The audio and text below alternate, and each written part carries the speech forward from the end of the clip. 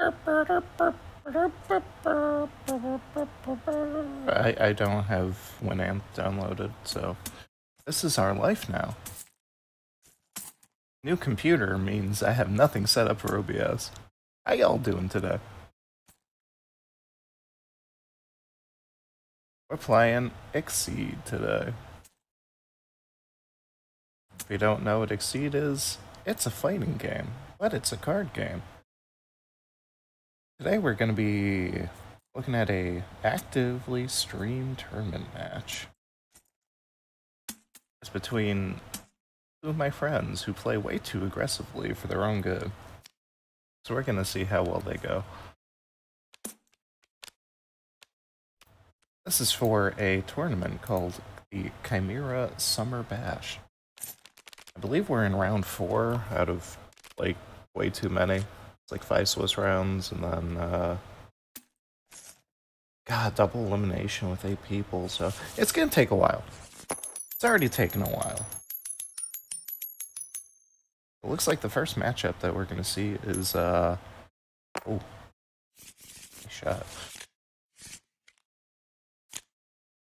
Is Carmine versus Yuzu. These are two hyper-aggressive characters, though Carmine prefers to engage the opponent on his own terms. Yuzu's pretty good at countering the opponent on her turn, which is unusual for characters of the Undernight and Birthseeker. Who are the characters that we're looking at? Moriatti is bringing in... Oh, 4 characters. Zain the Phantom, Lake Knight, and Chun-Li versus Zain's Yuzu, Zain the Phantom, and Carmine.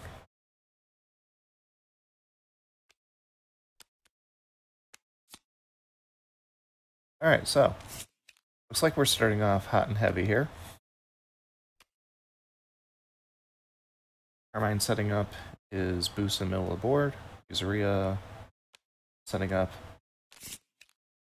a little bit of value, but unfortunately at this range she doesn't really have a whole lot of options. Utilizing Respect to close in 3 spaces.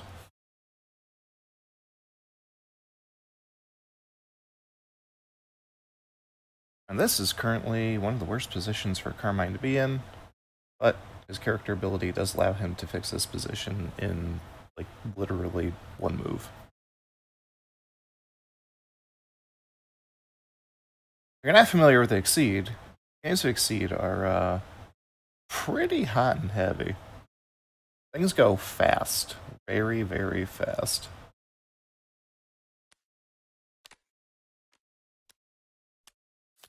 Carmine fixes as I would have.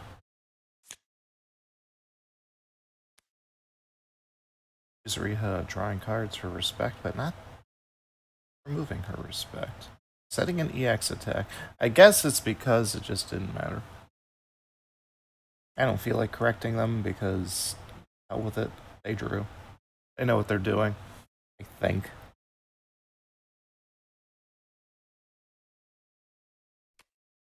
Oh, there goes the respect.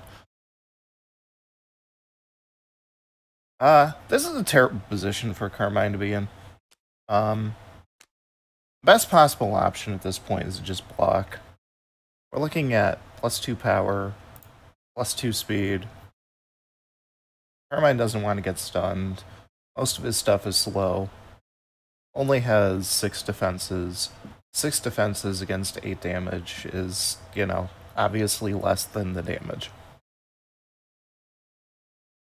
So if you can't fully guard, then you should just block. Blocking in Exceed, just like fighting games. Oh, wow. What a ballsy play. The focus lost to many, many things, but not to that.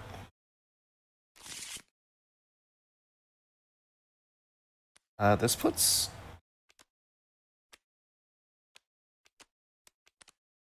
I have to say. This puts Yuzu in a Bit of a pickle.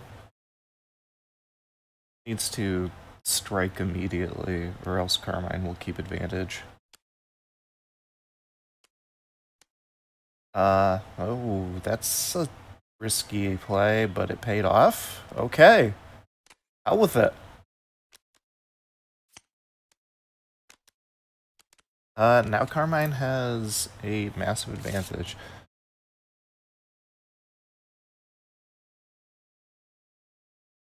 If you're not familiar with the characters that we're looking at here, Under Night and Birth characters are pretty heavy aggression characters.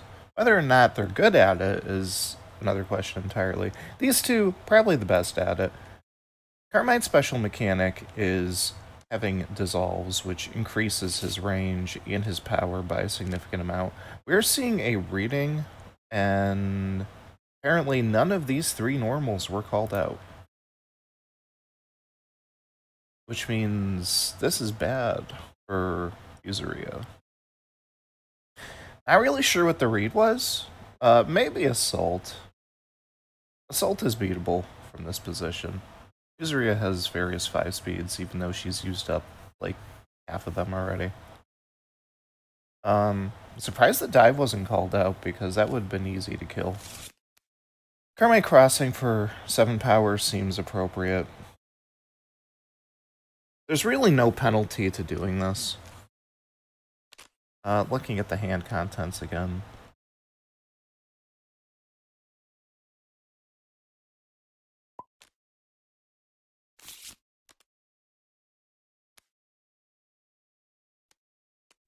Okay, Spike. Wait a minute.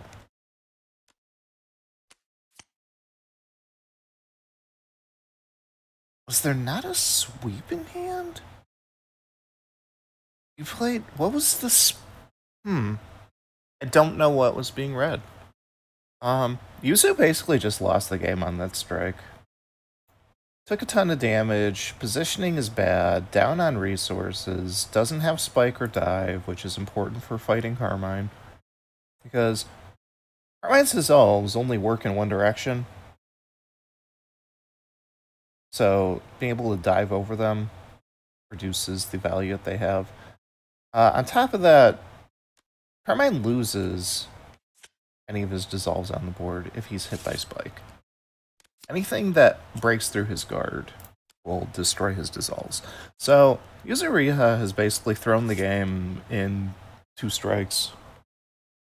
I'm kind of impressed.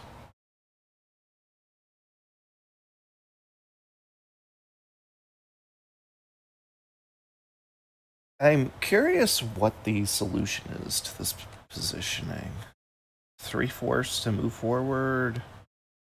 That's not great. We know that Carmine has thrust, I believe. Which puts Yuzu in range of thrust. Doubling down. Okay. Carmine doesn't have to do anything here. Carmine will tech hit and then probably throw thrust because it just hits.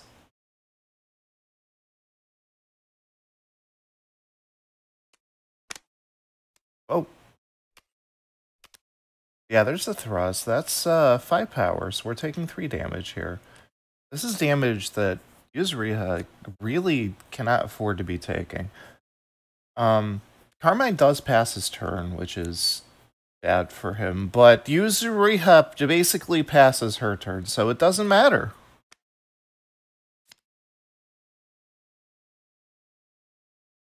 Carmine is just setting up board position at this point.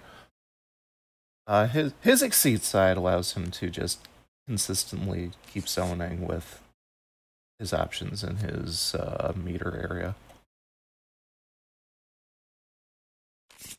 This +2 speed seems useful. But again, I'm pretty sure Carmine has another thrust in his hand. Which means that the speed bonus doesn't matter.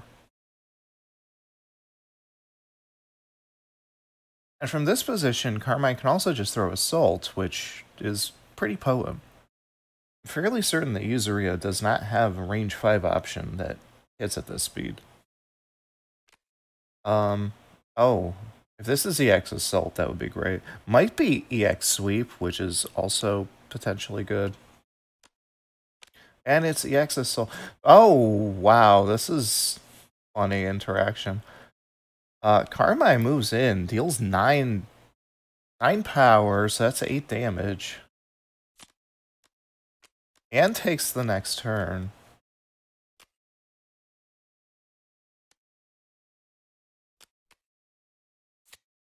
Yuzu trying to do setups with 0 follow-ups is not working out in her favor. Much like a standard fighting game, if you're gonna do the combo, you need to make sure that you can actually land the combo. Interesting choice of position for that. Tech hit. Reducing Carmine's potential options. Carmine will probably throw Sweepworks. Doesn't work too well because I believe this attack dodges. Yeah, it advances 4, deals 7. Doesn't stun the sweep, but also doesn't get hit by the sweep.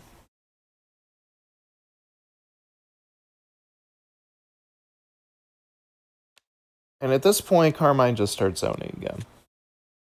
There's really no reason not to.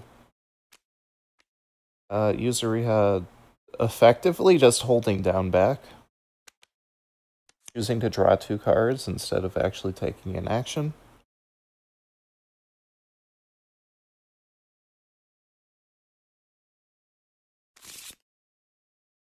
Unfortunately, she's had so many wasted actions this game, and so many bad mix-ups that I don't think that there's anything that she could do at this point to actually improve her position. And throwing the other spike and focus, Yuzu puts herself in kill range of thrust.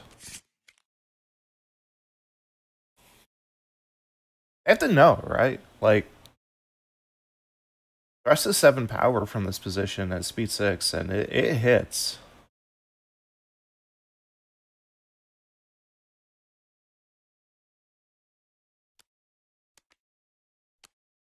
Oh. This also is a game-winning position. Carmine has very long-range specials. His sweeps are down, but he can still hit his dissolves from back here. And he's doing it with Pulverize. Oh. He's getting pulled out of position so that he doesn't get the kill. Unfortunately, this doesn't matter. Yuzu is once again in a worse position. We haven't seen any of her... Oh.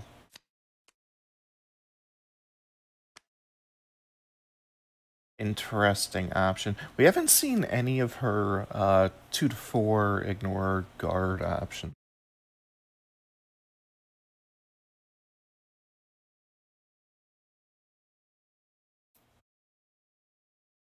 Because that's about the only thing she can leverage at this point to try to beat Carmine.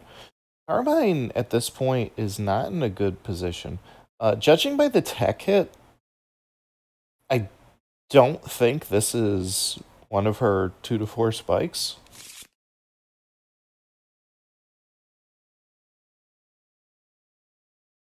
Means that Carmine can probably play safely here. In fact, she has no normal spikes. I'm pretty sure both her dives are down.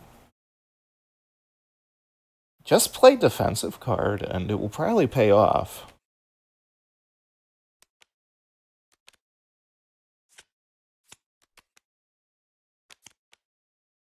Unfortunately, not a defensive card.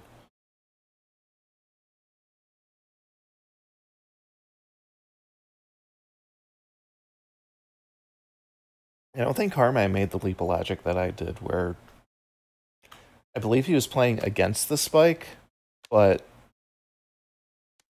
wasn't paying attention to the fact that the the spike was very unlikely if a tech hit was played, because that's just a waste of a tech hit.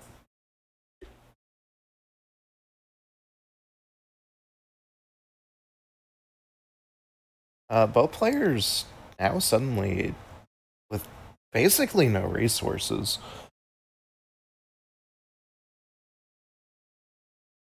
Carmine may as well just strike at this point. There's very little that Yuzu can do. If he has cross in hand, he may as well play cross. If he has... I don't know why he didn't just play this. Oh, he has no ultras. Right. Guess that explains a lot.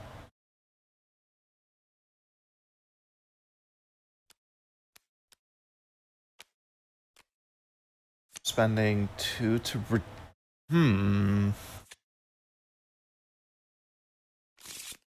If Carmine has Assault, which I think he has one more of, he basically just wins from this position. There's nothing Yuzu can really do other than play cross. Okay, so we are playing Give Me That. Start zoning and start threatening thrust.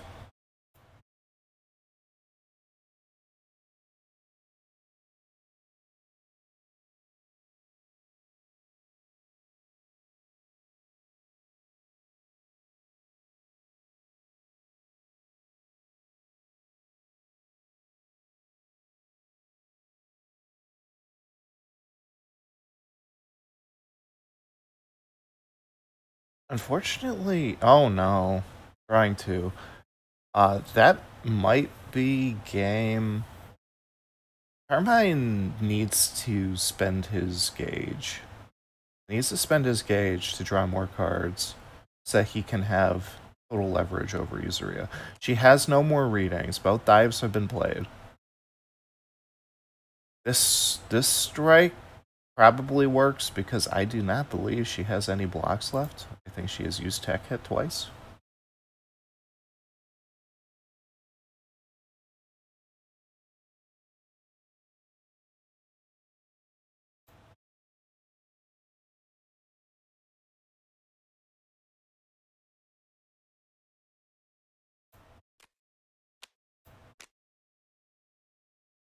And we are seeing pretty much a Hail Mary.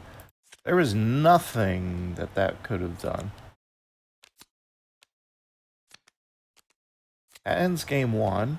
Moriatti now has 1 point. Carmine is currently retired. Zain will pick amongst his 3 characters, and Moriatti will pick among his 3 remaining.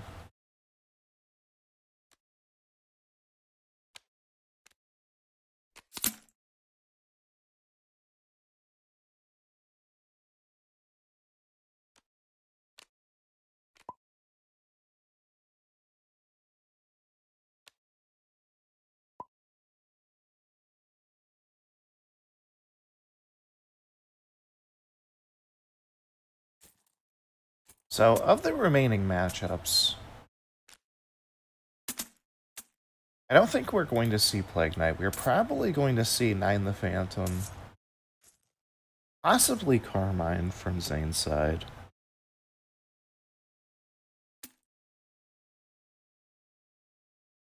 I don't even remember the rest of Moriatti's team because it's quite an unusual team for him.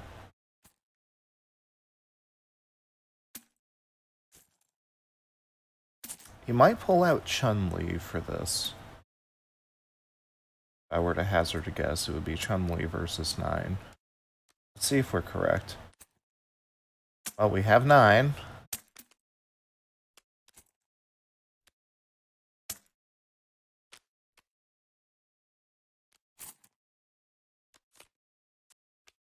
Cards being very slowly shifted around. Players are drunk today. Versus Plague Knight.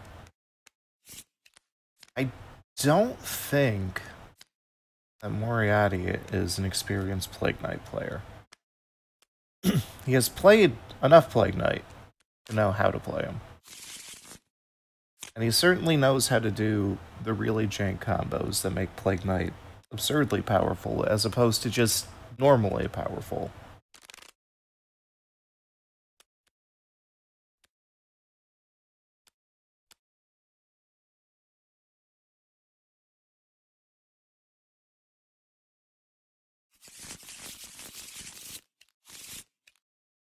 Unless I don't have Winamp. I pull up a fighting game soundtrack. How about, YouTube, don't fail me now.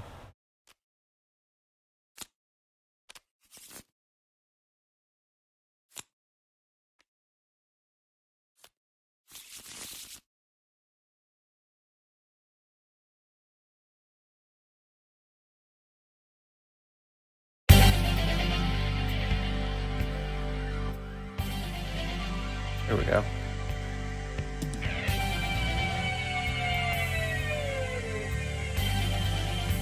I'll just hit up a fighting game I've been playing recently.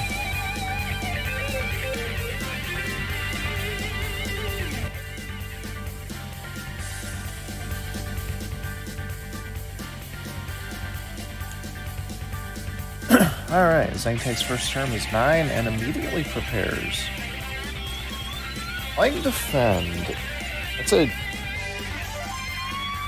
interesting play. And by interesting, I mean I'm not sure what the purpose is.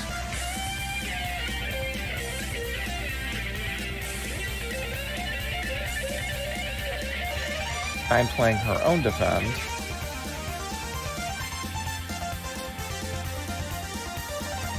Retrieving her projectile.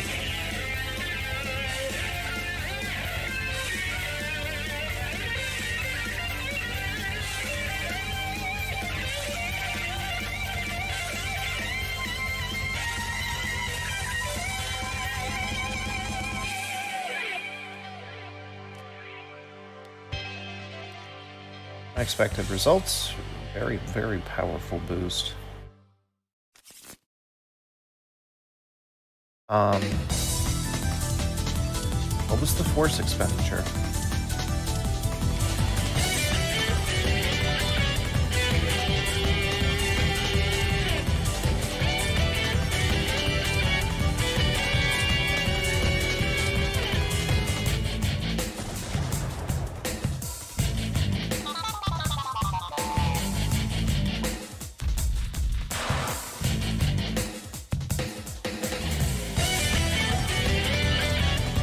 Throwing out chain reaction, that's fairly safe. It's one of Plague Knight's best tools in terms of keeping his hand options live.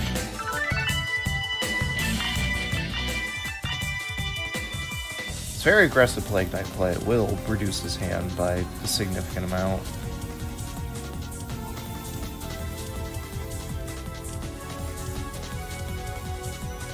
Oral being played, probably one of the major sources of value for 9. 9 has basically no economy. She's very, very reliant on landing good hits and using good boosts. Currently, she's ahead in the boost game.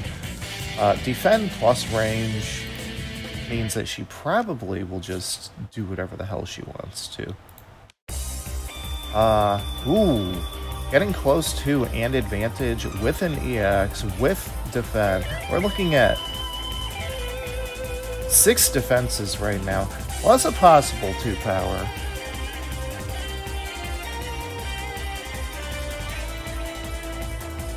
This is possible range 1 to 5 attack.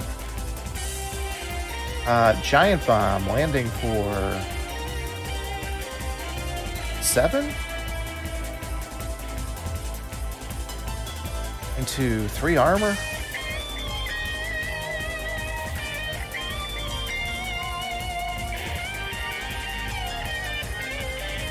Plague deciding to advance or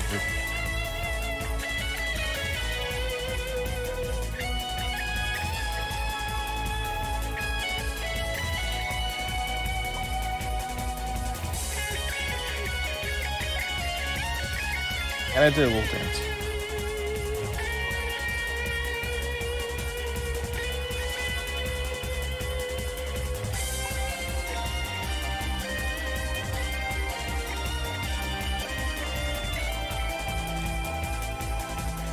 Exceeding.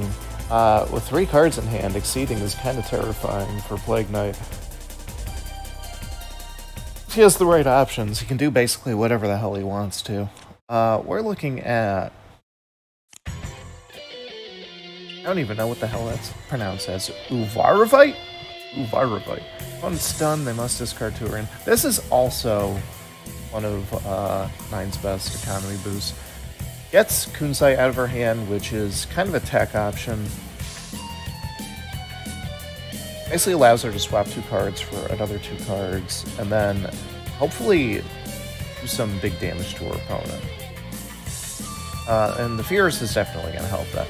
We're looking at parry. If failed, we're looking at a hand with probably the best close range attack that Nine has, as well as some reasonably safe options. She throws her normals away to probably draw an additional 2 cards. Yes.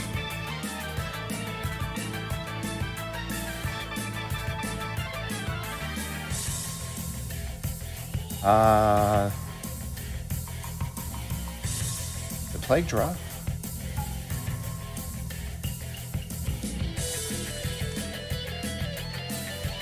Didn't think he did.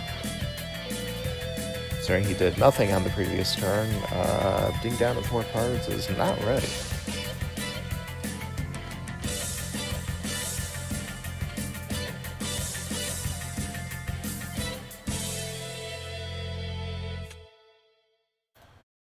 Like drawing up a massive hand of cards and not pushing the advantage against this very, very dangerous setup.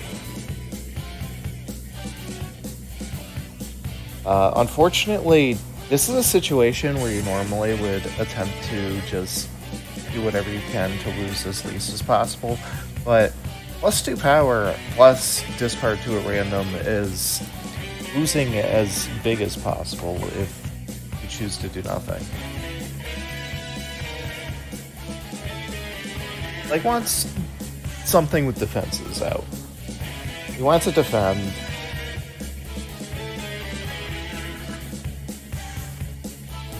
He especially wants Serum Supernus. Burning a bunch of force. Striking with a card in hand.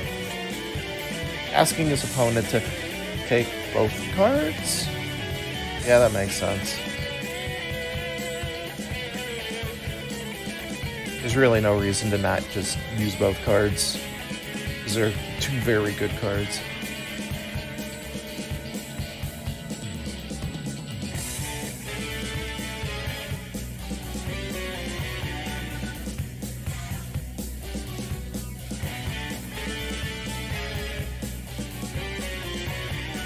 Nine, very unlikely to get stunned. Plague, very likely to get stunned if 9 actually plays her 2-speed. It does ignore guard, and the amount of power that it's swinging, it's definitely going to just break through this armor. So this is definitely a Hail Mary by Plague. We haven't seen any crosses played yet, so this might be a very, very cheeky attack.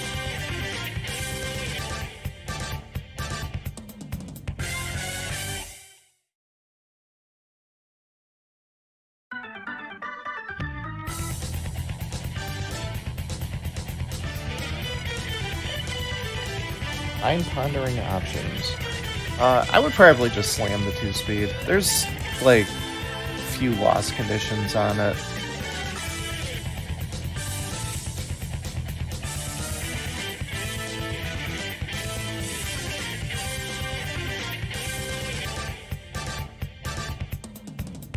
This is basically just a high-low mix-up.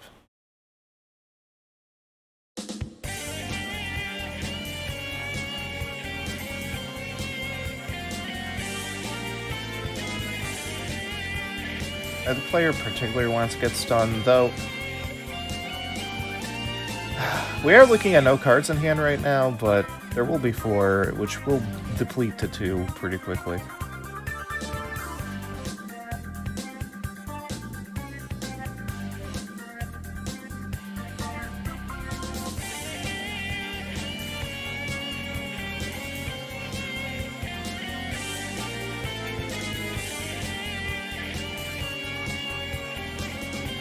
Taking too much time guessing and double guessing.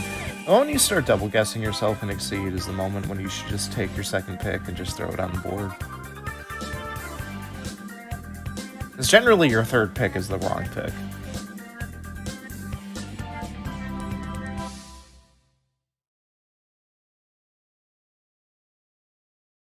You don't wild swing in this position as far as I'm aware. Because you really don't want to get stunned.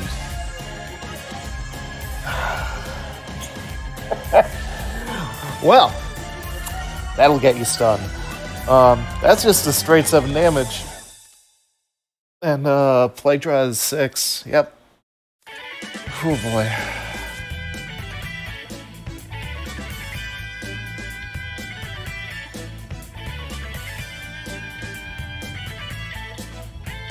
Five speed spike is difficult to deal with. It's not impossible to deal with, but like Zain has options to not get hit by that.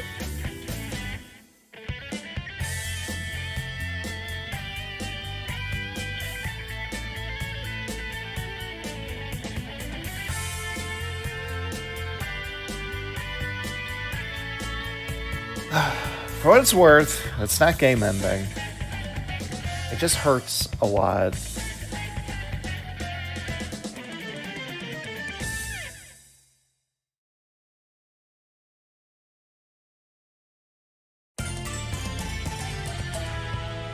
You don't really start boost warring against Plague Knight unless you're absolutely sure he can't play Serum Supernus.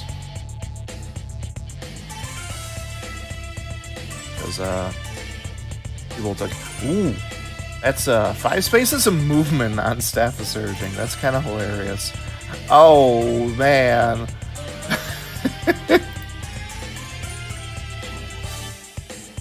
Jumps over with dive, closes into the soul, stuns the opponent, draws some cards. That might actually be game losing. Losing probably the most valuable card Zain has in most combats. She's heavily on the back foot. We're looking at being 11 life down. Resources are even, which means that they're not even. Zain can't keep up with resource pressure. Oh boy. Okay, this is not a bad plan. Having a way out of this situation is never bad. Fierce being played. It's an interesting decision that I don't think actually is good in this position. It is not a counterplay to this boost. Flax Nurture is okay. This card doesn't get played very often. The attack isn't great, the boost isn't great.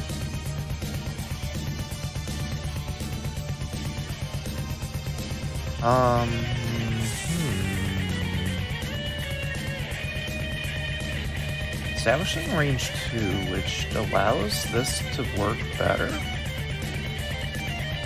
Range 4, making this worse, way worse. Okay.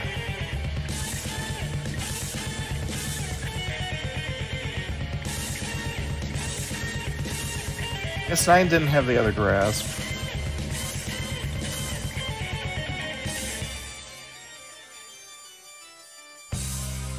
At this point, Plague just plays an attack, right? I think the only real attack that works at this point is his projectile, but it's a good projectile. Can do dumb things with it. If he has it, you should probably play it.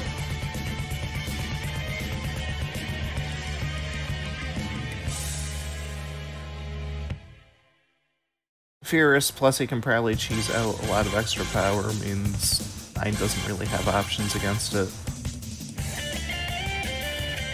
Doing a reading. Ooh, window sweep. That's value.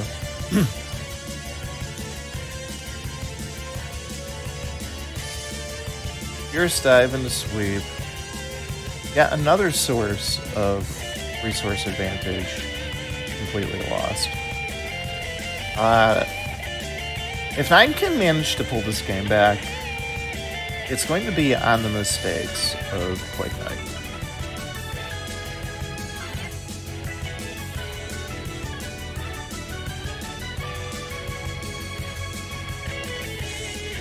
Zain striking means it's probably one of her fast attacks to try to regain an advantage here.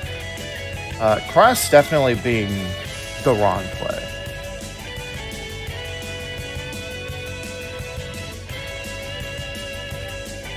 Playing Cross here basically says, I want to lose.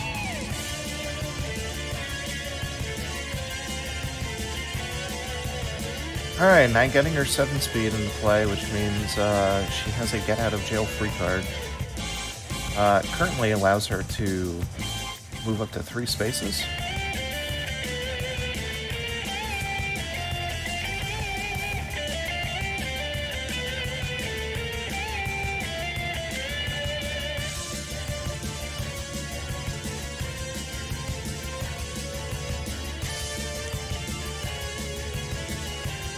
Alright, playing CMOS to grab Kunzite.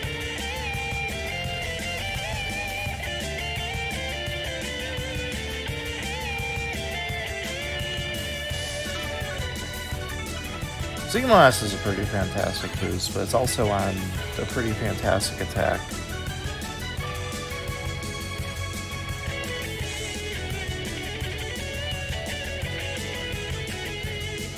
Actual value of this attack is super low, but push 1, retreat 1, big deal. Very, very big deal. Performing a reading. It does not work. We might be seeing perfect pitch with triple dose and plus 2 power. Oh no. I think Zain just dies horribly. I don't know how much damage this is. It's a lot. It's a significant amount. And so we're looking at draw 3 plus 6 power. Draw 3. Zain has no hand left.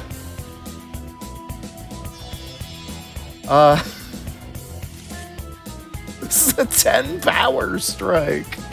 10 power. Plague has a million things in this.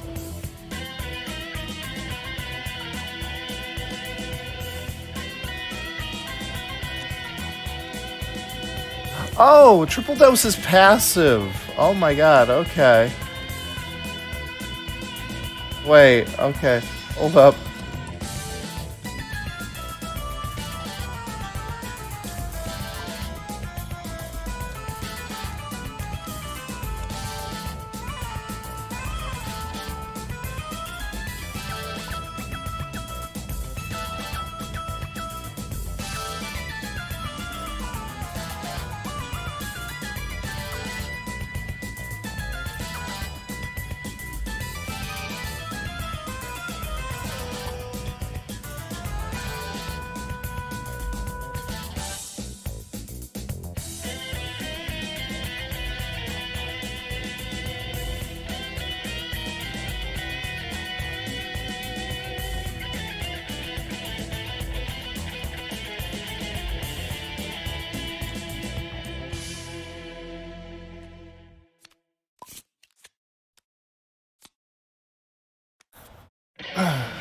Man.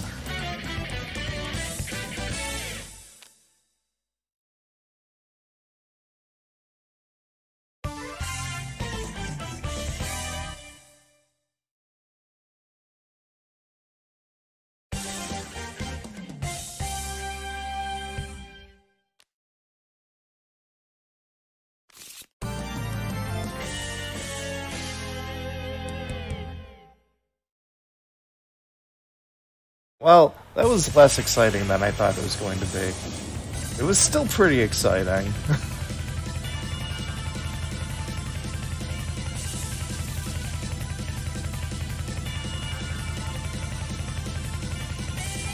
I thought 9 was just literally super dead. She's only regular dead.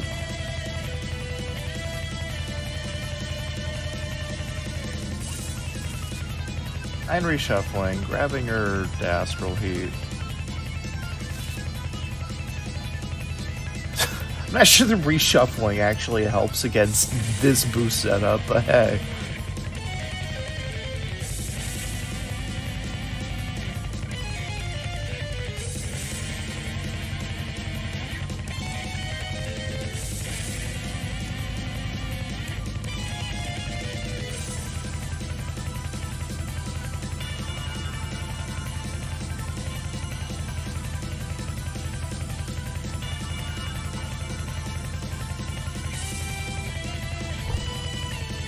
Alright, seeing Giant Bomb into Lapis.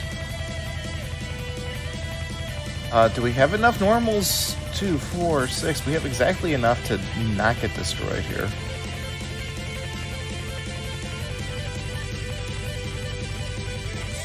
Very expensive bailout. But, you know, I was about to say, oh no, we have no resources over here. We have 5 cards engaged. That was, certainly an option to play. It was the option that loses. Playing a 0 speed at 2 life, definitely, like, a choice.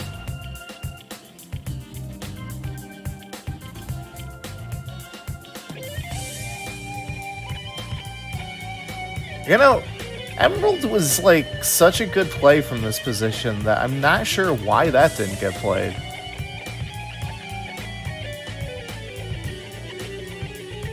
Like, you play the Emerald, you probably dump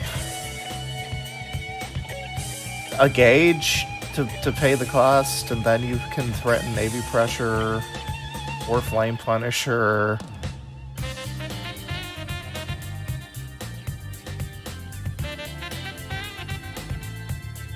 Like, there was no reason to take that risk. That was a completely riskless strike. Doing that setup where you push your opponent to range 5 and then you have, like, actual scary options while they have to spend a turn rebuilding resources.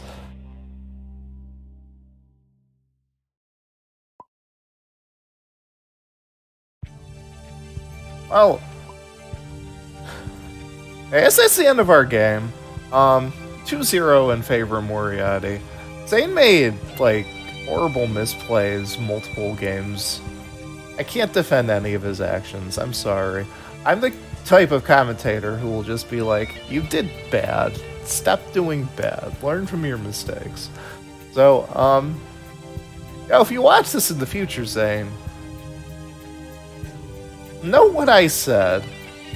Actually, you should have noted the things that Moriatti did that also did not work out in his favor because they were actually bad moves that made no sense.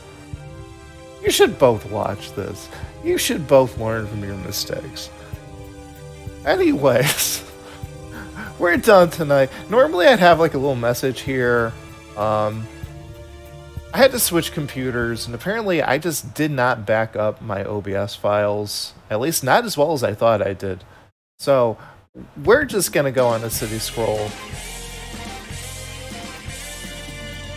Hope you all have a good night. Thanks for watching.